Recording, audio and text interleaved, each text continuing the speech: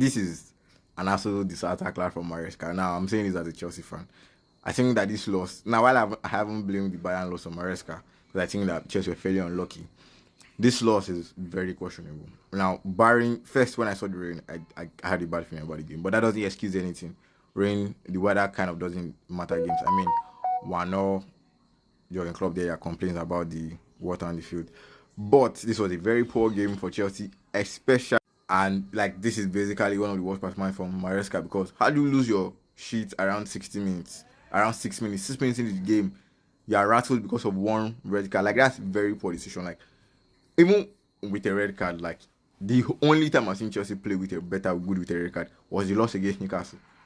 And like that performance was all down to Enzo, because so I'm saying Enzo because a lot of Chelsea fans want to scapegoat Enzo today, and I think that they shouldn't even try. This performance was all down to Maresca's bullshit, guy. I'm even having to use those words because taking two wingers off is bad decision, and I know that I didn't anticipate that Kopama's injury. We make it even worse. You just had to take one off and bring on a goalkeeper and keep on playing, maintain the same thing, switch to a 5-3-2, something like that. Keep on playing, but he lost the plot. And then the defending was again very questionable. How is Bruno Fernandes on side for that goal? I don't know what I have to say, but since that Fulham goal was disqualified, I don't think that Chelsea are going to get any VR decision correctly. Now, that red card, Casemiro, I feel like as a big player that you are, you should not even be doing that. The red card is kind of also questionable because I feel like ref could have let it pass.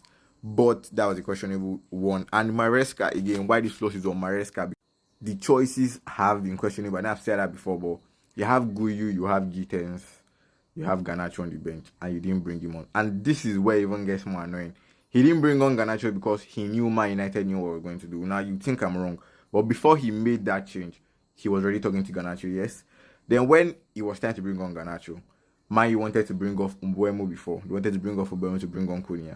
Then when they saw that guy, Maresca wasn't deciding to bring on Garnacho, they told Cunha to Mbuemo to go back.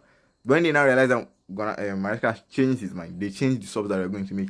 I don't know why. If you feel like every Premier League manager is going to be able to predict your move, that's a bad thing. Let them predict it and let you still beat them and still beat them at it. But this was very poor performance from Chelsea. And also given the fact that Palmer has to go off injured again, and I think Fofana may be injured. 2 games, yes, I know. I'm going to allow the fans bans because they have been starved. People have been starved for a Chelsea loss in like how many games? So back-to-back losses from Chelsea. Rival fans enjoy. We move.